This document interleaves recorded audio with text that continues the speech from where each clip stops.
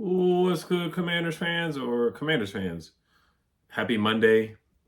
Just had to digest that loss and move on and move forward and be prepared for the Chargers now. I may do studs and duds in this video. I just wanted to make an update on Javonte John Baptiste. Yesterday, there was some news that Nikki Javala tweeted out at about, what time did she tweet it? It was like 12 hours ago, so about 6:04 p.m. And, I was kind of out and about and stuff like that. So I just didn't have a lot of time to react. And then, I just wanted to watch some of the games. Like the Cowboys game last night was crazy. They tied 40-40, which is insane to see a tie 40-40. If somebody scores 40 points or really above 35, you're like, they're most likely is going to be a winner. But of course, the Cowboys are going to cowboy and they're going to find a way to tie or lose the game. And they tied. I mean, their offense, like Dak is such a good regular season quarterback. Like he is a really good regular season quarterback. When it gets to the playoffs, he's terrible. Or just even the crunch time in the regular season, like when it gets cold outside. But in the regular season, man, he's gonna look really good. He's gonna look like a top 10 quarterback in the regular season for sure. And they did that. They did that against the Packers defense, which is a good defense that dominated us when we play. Like receivers couldn't get open. But Dallas receivers, they were getting open left and right. George Pickens and Javonte Turpin and Jalen Tolbert and whoever was getting open without CeeDee Lamb. So it's just something our receivers have to improve on, play calling and whatnot, which we did against the Raiders. But that was a crazy game last night, so I had to just talk about that briefly. But getting back to Javonte John Baptiste, this is per Nikki Javala. She says he will undergo an MRI as the team fears a torn pectoral. This is per Nikki Javala. So he did leave the game. He didn't come back in. So once again, this is another injury to this defense. We already lost Dietrich Wise for the season. So, I mean, last year we lost John Allen to a torn pec. And he missed, like 7, 8, or 9 or 10 games. And he did come back for the playoffs. So that could possibly happen for Javonte John Baptiste. And he was our starter. He was our starting defensive end after Dietrich Wise went down and Preston Smith was inactive. So now Preston Smith is going to have to come in and play. And then who else is even after? Who was our backup? Jacob Martin. Yeah, Jacob Martin was our backup to Javonte John Baptiste. So we're just very thin in a lot of positions, man. We just are. And the injury bug really is tough. And hopefully we get some, I don't know, we probably won't get an update on Terry until Wednesday.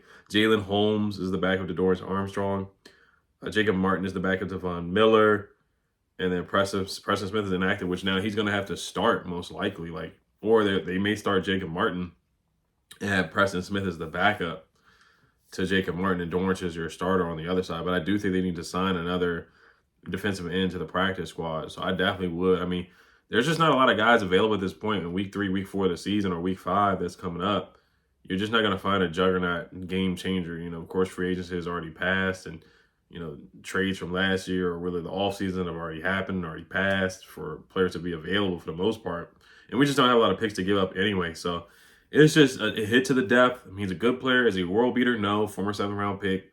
But he was playing well, man. I thought he had some good moments. He did have a sack on the season. He had 1 pressure on the season.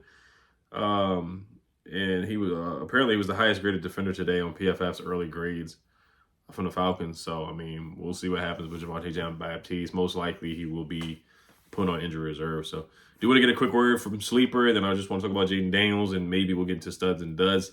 So, shout out to today's sponsor, Sleeper. What's good, Commanders fans? And shout out to today's sponsor, Sleeper, daily fantasy sports app. I got a great promo code deal for you guys using code Oliver. First-time users get a 100% deposit match up to $100 using promo code Oliver. Terms and conditions apply. Check out the link down below in the description and download the app as soon as possible. So we're going to make some NFL picks each week. We are 1-3, but on the app you can do more or less on passing yards, receiving yards, rushing yards, anytime touchdown scores, receptions, which is one of my favorite ones, rushing attempts, kicking points, any stat, tackles you can do more or less, any stat you can think about in football, even sacks, defensive sacks. So any stat you can think about, you can do more or less. So my picks for the week is over Carson Wentz of half a passing yard, which is a good discount that they're giving. I get it as Carson Wentz, and then I'm going to do more on 64.5 receiving yards for Drake London. I hate to pick an opponent, but we have been giving up a good amount of receiving yards to Trey Tucker last week. Who else? Jacoby Myers has 60 receiving yards. Malik Neighbors had like 69 or 70 receiving yards, so I think we're going to give up a decent amount of receiving yards to Drake London. Still win the game, though.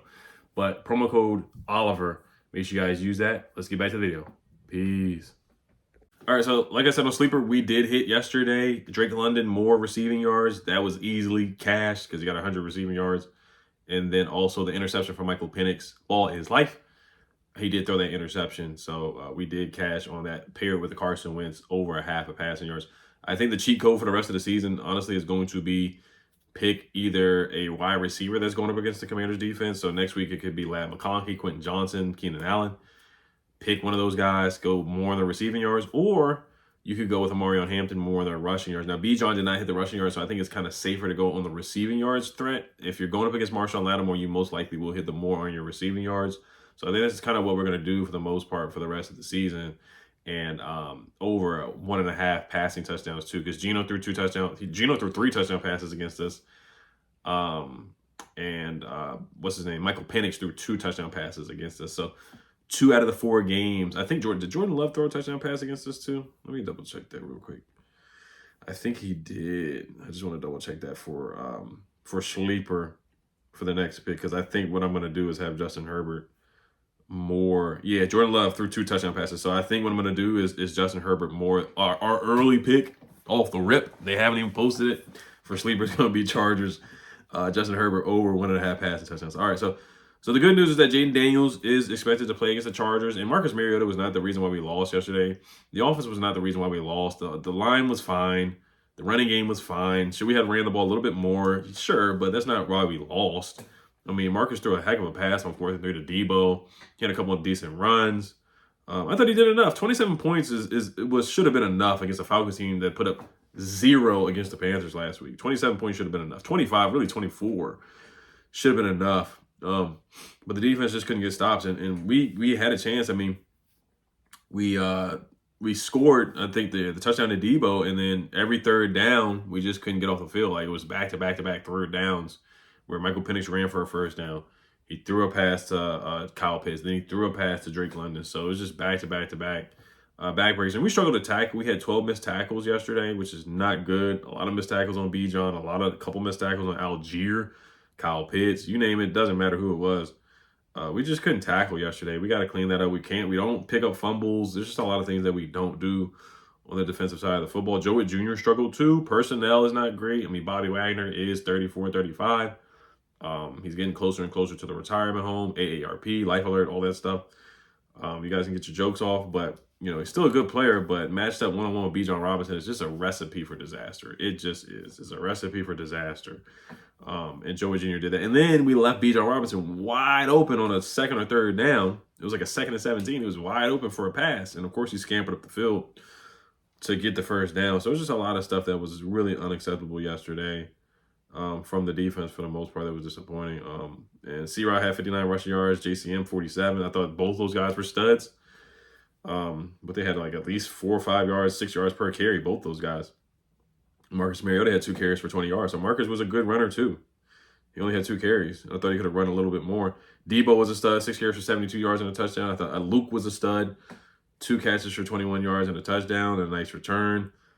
Zach Ertz didn't do much. No, Zach didn't do much. Jalen Lane did hang on to the football, which is good.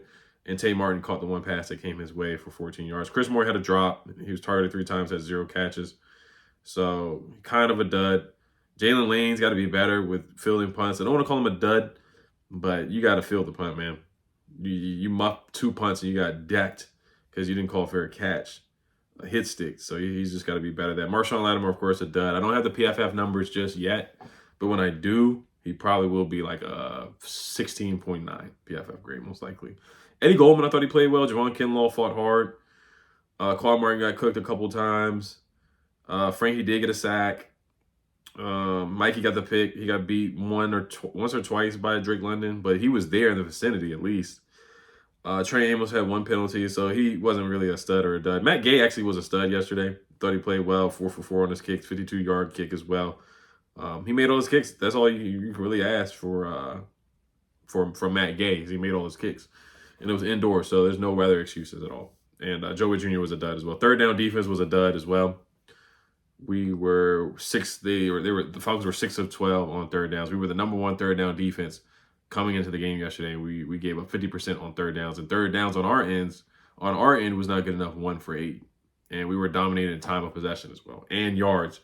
We were dominated as well. And just duds for not picking up the fumble on that special teams play where it knocked off the guy's foot. That was a play where they should have laid down. Somebody should have just laid down on the football and got it. I know it's easier said than done, but that's just stuff like that where we just have to have more awareness and a knack of being around the football and taking plays away, taking the ball away. Better teams do stuff like that. It is what it is, man.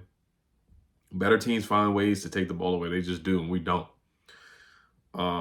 So yeah, free agent. Let's look at the free agent defensive ends.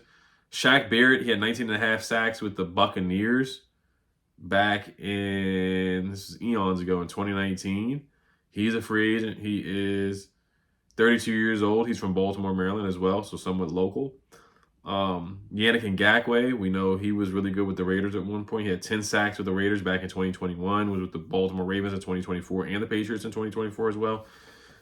He is 30. He's 30. He's from DC as well, so local. I think he went to Maryland. Yeah, he went to Maryland too, so there's another local guy as well. Went to the Pro Bowl in 2017 with 12 sacks. Had 8 sacks his rookie year as well. So he's an option. Once again, these options are not great, guys. I get it. But we're desperate. James Smith-Williams, former commander. Casey Toohill, former commander, Washington football team player.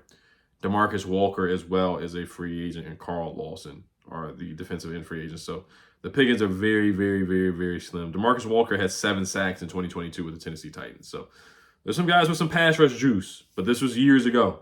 It was years ago. Very many years ago. 30 years old as well, DeMarcus Walker is. So we will be adding to the unction. So, all right, you guys. You guys let me know what you guys think. As always, good news with Jayden coming back and bad news with Javonte John Baptiste. Most likely going on IR.